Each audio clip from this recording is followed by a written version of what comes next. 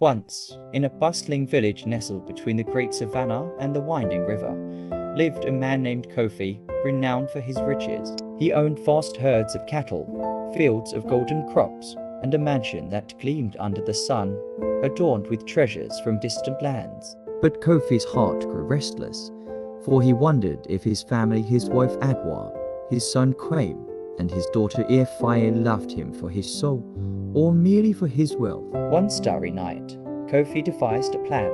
He would leave his riches behind, disguise himself as a penniless deportee cast out from a foreign land, and return to test their hearts. With a heavy sack over his shoulder and tattered clothes, he bid his home a silent farewell, promising the ancestors he'd uncover the truth. Kofi travelled far beyond the village, crossing deserts and seas, until he reached a distant kingdom where he lived as a merchant for 10 years. His wealth grew even greater, but he kept it hidden, sending no word back home. To the world, he vanished, a man swallowed by the winds of fate.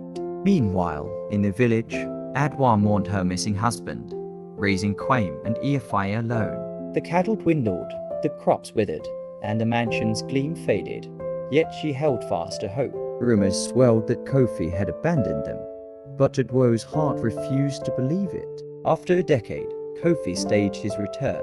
He paid his ship captain to drop him at the river's edge, ragged and weary, claiming he'd been deported from a foreign land after years of toil. His face, weathered by time, was unrecognizable, and his once proud stride was now a shuffle. The village buzzed with curiosity as he stumbled into the marketplace. "I am Kofi, once of this land," he croaked, clutching a stick for support. Eyes widened, but none believed this broken man could be the wealthy Kofi of legend, least of all his family, who watched from afar. Kofi approached his old home, now a shadow of its former glory. Adwoa stood at the gate, her face lined with years of struggle, while Kwame and Efia flanked her, their eyes hard with suspicion. "I am your husband, your father," Kofi pleaded, but Adwoa shook her head, seeing only a stranger. "Prove it," Kwame demanded, his voice sharp. Kofi spoke of memories, the birth of Efia under the baobab tree,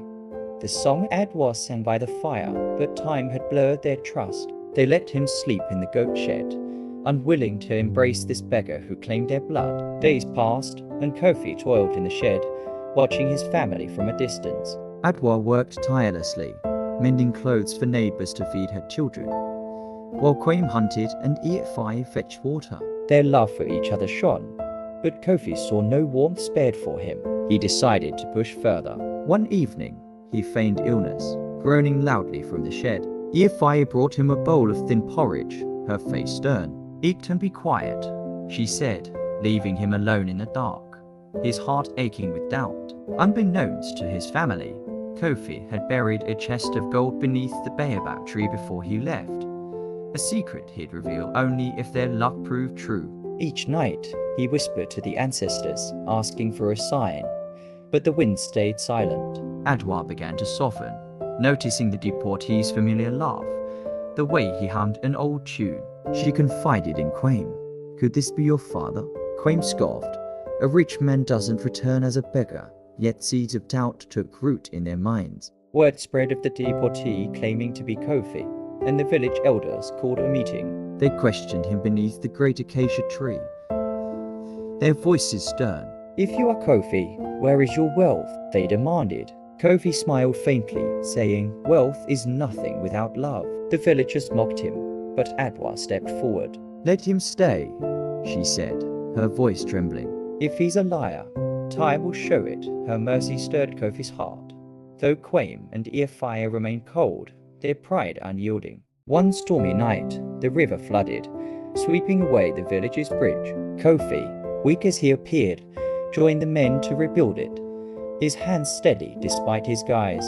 Adwoa watched, struck by his strength, a shadow of the man she'd loved. Efia, too, began to waver. She brought him a blanket during the rain, muttering, "You're stubborn like my father." Kofi hid his smile, sensing the first cracks in their walls, though Kwame still turned away, his heart hardened by years of abandonment. Kofi grew tired of the charade. One dawn, he confronted Kwame by the river. "If I were your father, would you forgive me?" he asked. Kwame spat.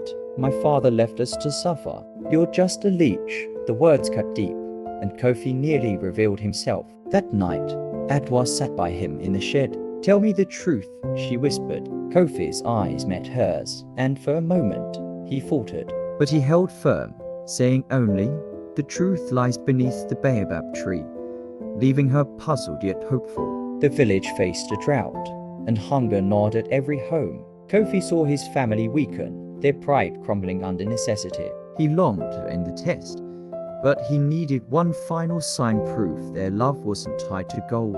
Adwoa gathered Kwame and Efia, saying, this man, whoever he is, has stayed. Let's treat him as kin. They nodded reluctantly, and for the first time, they shared a meal with Kofi under the stars, laughter mingling with the crackling fire. The next day, Kofi led them to the baobab tree.